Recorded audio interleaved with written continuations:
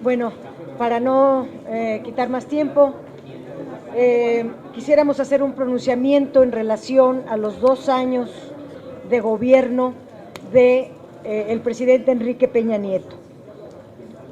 En primer lugar, en el proyecto económico de gobierno ha provocado un estancamiento de la economía, propiciando pérdidas en el empleo y en el encarecimiento de los productos básicos, muy en especial del gas, la gasolina y la electricidad. El crecimiento económico es en un promedio de 1.7% y ya rebasa el 55% de la población en pobreza alimentaria. Hay un deterioro de la economía familiar y un estancamiento de la actividad económica nacional. Un segundo aspecto es en materia de corrupción. Una de las grandes ausencias del gobierno de Enrique Peña Nieto ha sido el combate a la corrupción. Esta omisión constituye una de las causas principales de la crisis que actualmente padece nuestro país. El sistema de fiscalización se encuentra en crisis con el anuncio de la desaparición de la Secretaría de la Función Pública y el no nacimiento de la Comisión Nacional Anticorrupción. El gobierno federal ha sido negligente en el caso de la empresa Oceanografía, que defraudó a Petróleos Mexicanos y al erario público por miles de millones de pesos durante 8 años consecutivos. El presidente ha sido también negligente en el combate a la corrupción del anterior gobierno. También ha sido incapaz de explicar cómo su esposa adquirió un inmueble ubicado en las lomas de Chapultepec llamado Casa Blanca. Un tercer aspecto es la estrategia de seguridad puesta en práctica por el actual gobierno. Es una estrategia que ha fracasado porque lo único que ha hecho es un cambio de discurso y un plan mediático con la misma estrategia fallida de la anterior administración, que ha demostrado una ineficacia latente. Los hechos de Iguala y la desaparición de los 43 normalistas de Ayotzinapa han sacado a flote la crisis estructural en materia de seguridad más allá de las cifras. El gobierno de Enrique Peña Nieto ha favorecido la impunidad. Si se llegó a esta situación es porque el gobierno federal ha sido incapaz de terminar con la impunidad y porque antes de los hechos de Iguala sucedieron muchos otros, el de San Fernando, el de Tlatlaya, muchos otros casos en varios municipios del Estado de México y en varias entidades.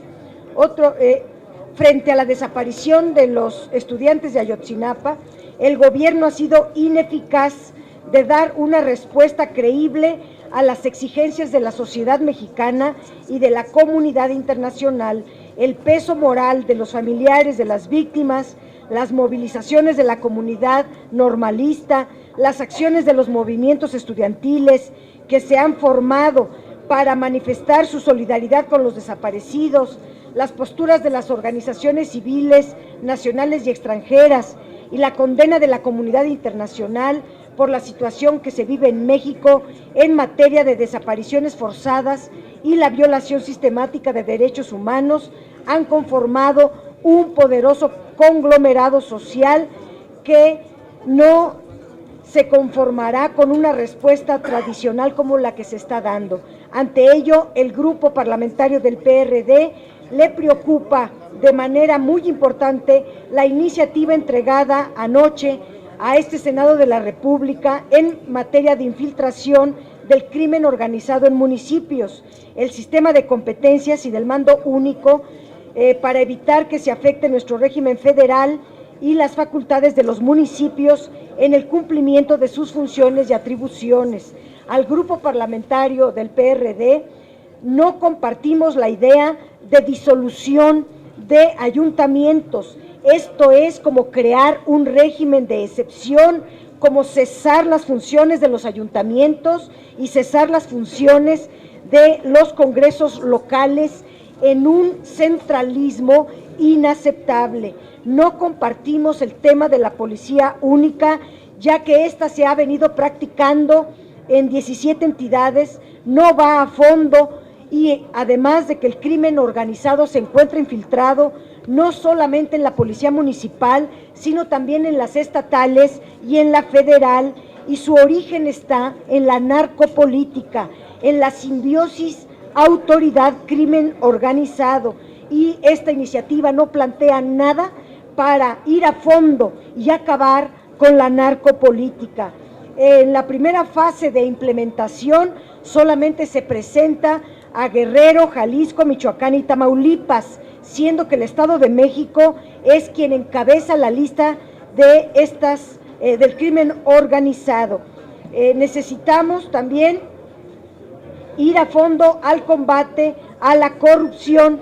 El grupo parlamentario del PRD ha alertado sobre la urgente necesidad de ir a fondo en contra o en el combate de este flagelo que daña gravemente a la sociedad.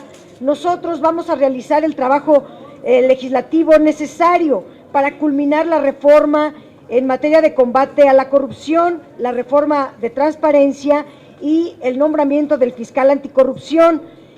Sin embargo, es necesario que el Ejecutivo aplique una estrategia de seguridad distinta a la fallida e ineficaz que está implementando. Se requiere una reforma integral en materia de seguridad pública, un total combate a la impunidad, que es una de las principales demandas de la sociedad. Seguiremos exigiendo que la prioridad del Estado mexicano sea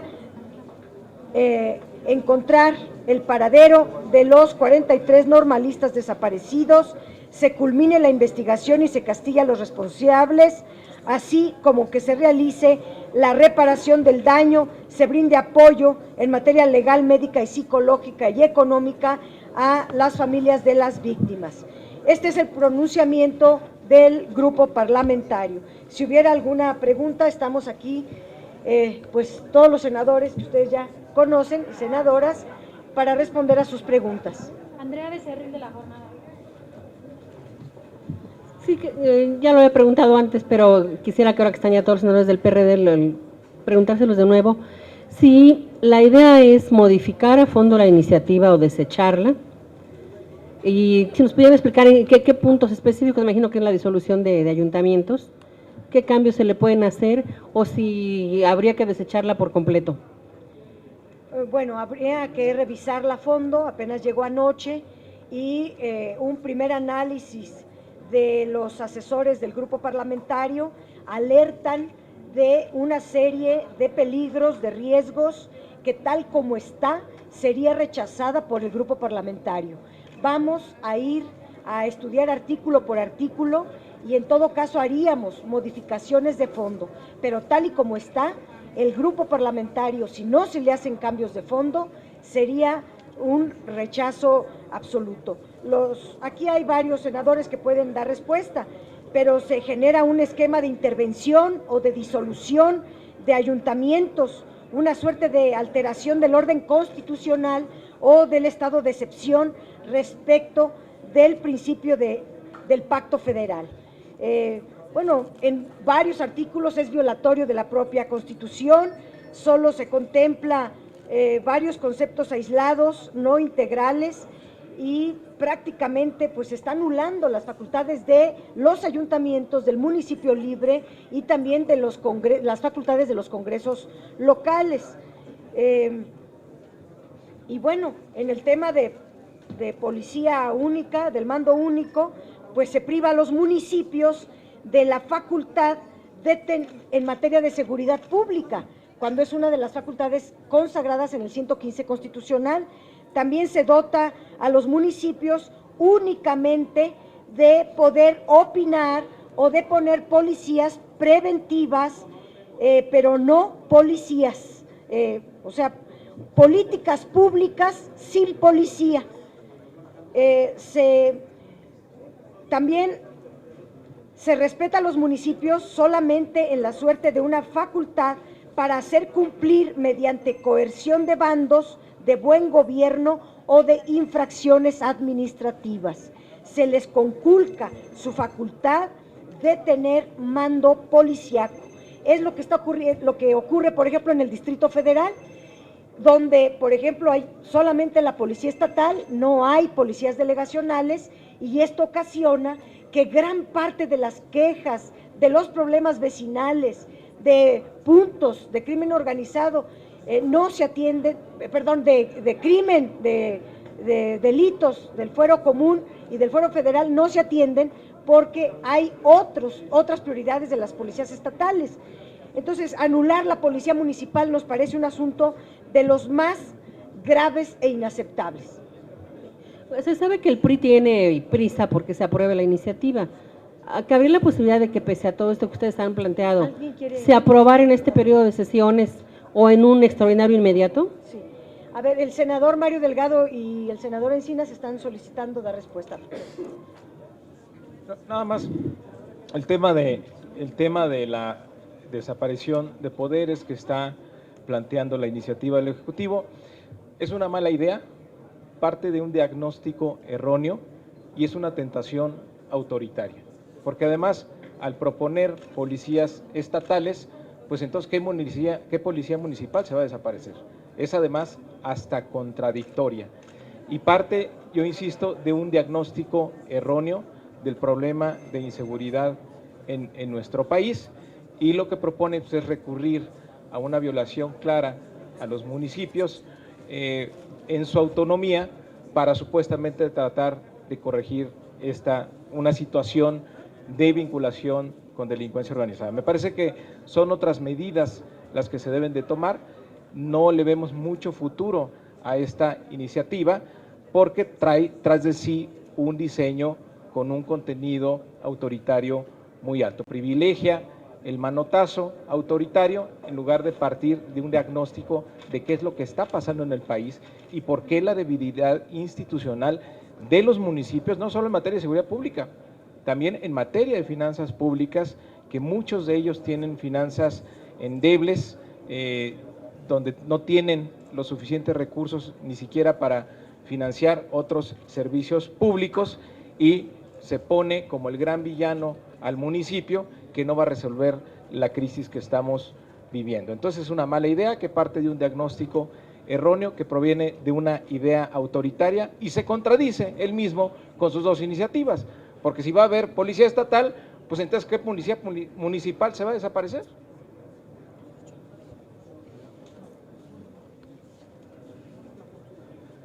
Sí, de manera muy concreta. Este no es un asunto menor, ni se trata solamente del problema por el que atraviesan las policías municipales y muchas autoridades municipales en el país. Lo que están proponiendo de reforma constitucional implica un cambio fundamental al pacto federal y a los mecanismos en los que se definen las facultades, competencias y concurrencias de los municipios y las entidades federativas con el gobierno federal. Yo lo sintetizaría en dos frases. Ya desmantelaron el pacto social con las llamadas reformas estructurales, ahora quieren desmantelar el pacto federal, desmantelando las bases mínimas que garantizan la autonomía de los estados y el principio del municipio libre. No desconocemos los problemas de descomposición y degradación que existen en las policías municipales y en las autoridades de muchos municipios de este país, pero no es un fenómeno privativo del municipio, es un problema general del Estado mexicano. Hay un problema de degradación de las instituciones públicas en el ámbito federal, en el ámbito local, en el ámbito municipal, en los tres poderes de la Unión e incluso en los partidos políticos, así como en los órganos autónomos. Todas las instituciones, yo coincido plenamente con Luis, del Estado mexicano está en la peor de sus crisis y estamos frente a una tragedia humanitaria que no se va a resolver con estas medidas. ¿Cuáles son los puntos que proponen en esta iniciativa? 1. Dar facultades al Congreso para promulgar una ley contra la infiltración del crimen organizado en las autoridades municipales. ¿Y por qué nada más en las autoridades municipales? ¿Qué no está infiltrado las autoridades estatales y las autoridades federales? ¿Que al Chapo Guzmán se le fugó a una policía municipal? ¿O los policías que se asesinaron en el aeropuerto de la Ciudad de México para controlar el mercado de la droga en el aeropuerto, que no eran policías federales preventivos que habían pasado todos los programas de certificación? Es un problema general que no puede reducirse a los municipios, tiene que ser a todos los órdenes de gobierno. Segundo, se modifican las competencias para identificar las facultades de cada orden de gobierno en materia de combate al delito. Y el problema no es que desaparezcan las policías municipales y haya solamente un mando estatal, sino la propuesta señala que el gobierno federal podrá asumir en cualquier momento el mando de las policías estatales. No solamente desaparecen a las policías municipales, sino plantean que puede atraer y mantener el mando de las policías estatales en el momento en lo que considere conveniente, sin que medie ningún acuerdo, convenio o colaboración con las autoridades locales o municipales. Y también de la misma forma, pues se señalan otras omisiones, la más grave, que se arroga el Ejecutivo la facultad para declarar la desaparición de los ayuntamientos. Aunque ahí dicen, hasta en eso cometen errores. Ellos señalan que pueden tener la asunción total, la federación de las funciones municipales. No hay funciones municipales, son funciones de los ayuntamientos. El municipio es una figura jurídica, la autoridad es el ayuntamiento. Hasta en eso está mal, como también está mal hablar de crimen organizado, porque la ley lo que reconoce es delincuencia organizada. Así de mal hecha está esta iniciativa. Yo creo que hay que revisarla con mucho cuidado y yo estoy convencido de que si realmente este Senado hay una vocación federalista, no va a lograr las 2/3 partes de mayoría calificada y esperemos que haya congruencia en los demás grupos parlamentarios. O sea que en este periodo no va a salir. En el tema de los tiempos, en materia de los tiempos, lo que se comentó ayer en la mesa de coordinadores era trabajar a marchas forzadas para tratar de que saliera antes de que termine el periodo ordinario de sesiones. Sin embargo, leyéndola como va, es imposible que el tiempo dé para su aprobación. Se habla también de un periodo extraordinario, pero que sería convocado del 16 al 19 de este mes. De tal manera que si quieren verlo a marchas forzadas, solamente que estuvieran dispuestos a cambios de fondo, a respetar los principios constitucionales del Pacto Federal y muchas otras cosas, podríamos sacarla. Si no, no puede ser. El senador. Yo nada más quería recordarles que en el 2002 se hizo un gran esfuerzo para que en el 115 constitucional se le diera la verdadera fortaleza a los municipios. Esto ya tiene tiempo. Sin embargo, ¿sí?, fue aprobada por la mayoría de los congresos estatales el 115 constitucional, fortalecimiento municipal, y se fue abandonando. Y ahora, si ustedes, yo los invito a que pregunten, que platiquen con los alcaldes del país, y ayer en un ejercicio de este tipo que se estuvo haciendo, pues la mayoría no está de acuerdo con esta reforma que se quiere hacer en contra de la autonomía municipal, y por supuesto que de paso se lleva de corbata al Estado. Entonces, hay que tener claro que no va a tener un buen fin esta iniciativa. Segundo, que recordar que el problema de la inseguridad, de la narcopolítica y este asunto no nada más es un asunto de policías y ladrones, sino es un asunto de la pobreza y la falta de desempleo y la falta de oportunidades para los jóvenes, Decía la ONU que el 60% de los jóvenes en el mundo son ninis, que ni estudian ni trabajan, y aquí en México eso está muy acrecentado, en donde no se les da oportunidades de desarrollarse. Y ahí viene incluso la última salida, que es lo del suicidio en nuestro país. Entonces, vamos a sentarnos a revisar toda esta iniciativa y hay que reformarla casi en su totalidad. Tal vez se salve el 911, que es lo único que podría ser viable, ¿no? Entonces, bueno, nada más le cambiaríamos del 066 al 911. Creo que es lo que se salva. Gracias. Miren, nada más para profundizar un poco en los ejemplos. Hay algunas acciones, algunas actitudes de la sociedad que no son necesariamente delitos.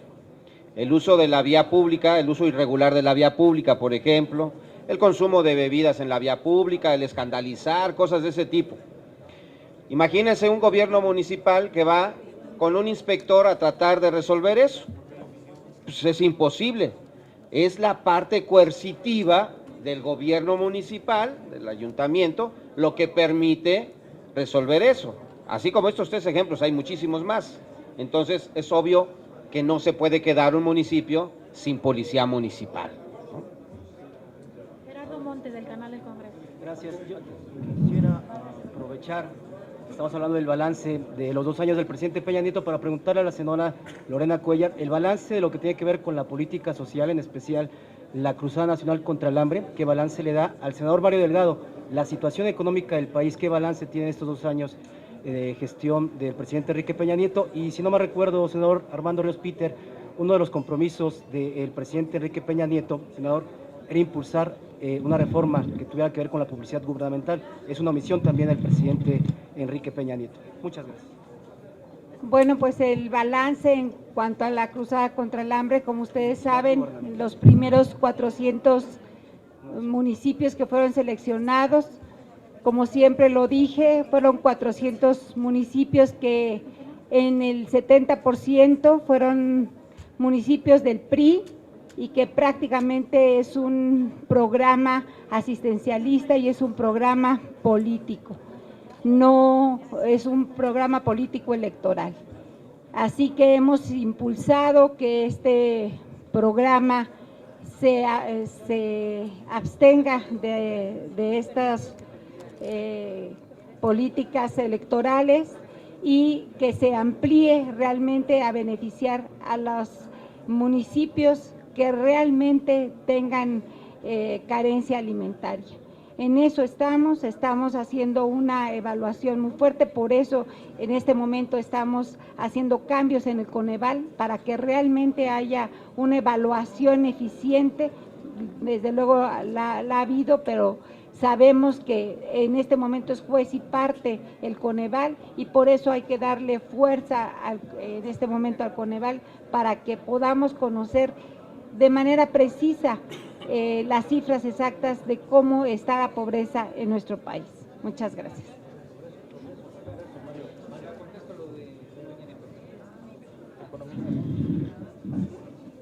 A ver, el balance económico te lo voy a dar así como le gusta a Peña, en 10 puntos. A ver, tienes un mercado interno, bajas en los últimos 4 años, y las estadísticas de ANTAD en materia de consumo, que es al menudeo, pues tienen las cifras más bajas en los últimos 7 años. Es decir, tienes un mercado interno con una gran debilidad debido a la caída en el poder adquisitivo. La gente no tiene dinero para gastar.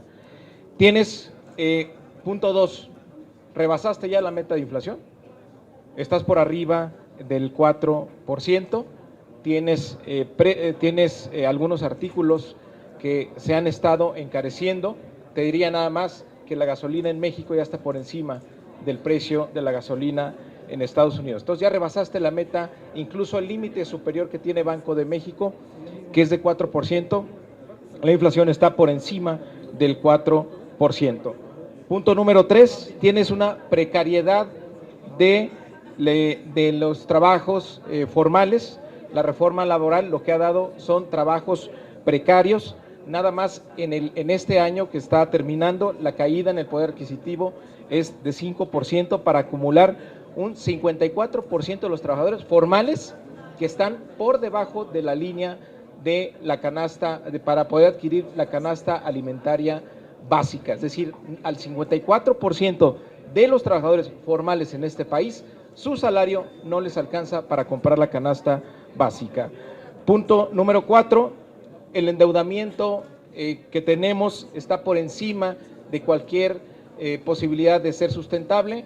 La deuda ha crecido 8 puntos del PIB y la economía con trabajos en estos 2 años va a crecer 3% acumulado. Punto número 5, tienes una preocupante cartera vencida ya en el crédito al consumo, tienes una expansión del crédito al consumo y nada más en septiembre la cartera vencida de tarjetas de crédito presentó un incremento de 15% y préstamos personales 17%. La gente se está endeudando y ya no tiene para pagar. Punto número 6, tienes una depreciación del tipo de cambio, el dólar se estaba vendiendo ayer en 14.25 en algunas casas de cambio, la meta para el tipo de cambio el año que entra era de 13.4, entonces evidentemente ya no se cumplió y la depreciación del tipo de cambio no tiene que ver nada más con las expectativas internacionales, tiene que ver ya con que se ha detenido el flujo de inversión extranjera directa hacia nuestro país y esto empieza a debilitar el tipo de cambio.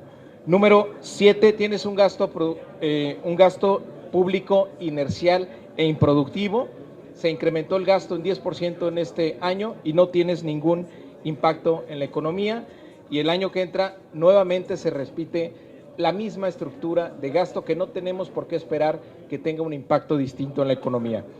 Número 8, el impacto de la reforma fiscal, pues ha terminado alentando a toda la economía, lo dijo Banco de México y en el caso de la frontera norte tiene un impacto mucho mayor el tema del IVA, lo cual es delicado porque era la franja con mayor actividad económica en nuestro país. Número 9, pues ya es prácticamente improbable que se cumplan todas las metas de 2015. Si ves tú el indicador global de la actividad económica viene hacia la baja, difícilmente vas a llegar al 3.7% el año que entra, el precio del petróleo está $14 por debajo del que se estimó en el presupuesto, la meta de inflación ya se rebasó y la depreciación del tipo de cambio te garantiza que para el año que entra no cumplas la meta de inflación. Entonces no vas a poder cumplir y seguimos con esta idea de gastar y endeudarnos como si se estuvieran cumpliendo las metas de crecimiento. Es decir, tenemos un nivel de gasto y deuda que es insostenible. Y por último, el punto 10, no tienes impacto en las reformas estructurales. Lo que te dicen cuando hablas de crecimiento es que las reformas estructurales te traerían un impacto en el crecimiento. Y lo que tienes es que ni la reforma laboral, ni la reforma energética, ni la reforma financiera han tenido ningún impacto en la economía. Y el actual precio del petróleo pone en duda lo que vaya a pasar en la ronda 1 y pone en duda todas esas inversiones que se anunciaron que iban a llegar a nuestro país para darle otro patrón de crecimiento. Entonces, pues ese es el balance económico de la gestión de Peña en 10 puntos y claramente pues está reprobado. Cortita. Publicidad gubernamental, combate a la corrupción y transparencia fueron los 3 temas en los cuales de puño y letra en un artículo de Reforma en julio del 2012, siendo presidente constitucional electo, Enrique Peña él se comprometió personalmente que serían los ejes troncales de su acción. Y si los calificamos en el avance que tienen a 2 años de su gestión, pues la verdad es que la calificación sin duda alguna es reprobatoria y sería como de 2 de calificación de una escala del 0 al 10. ¿Por qué razón? En materia de autonomía del IFAI y obviamente su ley reglamentaria, hoy apenas acaba de presentar la ley reglamentaria, se hizo cambio constitucional, hoy apenas la ley reglamentaria, entonces pues eso nos daría 1.5 tal vez de calificación para ir avanzando en el score. pero en materia de combate a la corrupción no hay nada. ¿Cuál es el problema del debate que tenemos ahorita? No hay combate a la corrupción y especialmente no hay combate a la corrupción que hay en la vida pública, que hay en los políticos y especialmente los políticos que están ligados con las actividades criminales, sea narcopolítica o crimen que le afecta a la sociedad. Entonces, en eso también reprobado, y en la parte de publicidad gubernamental ha sido el tema que en muchas de las discusiones hemos tenido aquí, hablemos de la reforma política, hablemos de la discusión en telecomunicaciones, siempre ha terminado siendo un transitorio que lo único que hace es traer a colación el compromiso constitucional del 2008 de que se haría una reforma en materia de publicidad gubernamental. El avance es nulo, el avance es cero, de tal manera que a 2 años, pues de todos esos pendientes que planteó el presidente Peña Nieto, pues solamente se ha avanzado en materia de transparencia y de manera muy limitada. Gracias. La última pregunta, senador Genaro Villamil, de Revista Proceso. Sí, la bancada del PRD, senadores, han previsto la posibilidad de hacerle a la Suprema Corte de Justicia una consulta sobre la constitucionalidad de las reformas que está planteando Peña Nieto, porque a final de cuentas, por lo que escuchamos en las posiciones tanto del PAN y del PRD, hay la presunción de que se está violando el precepto del 115 constitucional, y 2, el impacto que eso tiene, sobre todo el senador Fidel de Médicis, sobre el caso Michoacán. O sea, están legalizando, a final de cuentas, mi impresión es que están legalizando el nombramiento de comisionados o de intervención estatal de manera pues absolutamente arbitraria, ¿no?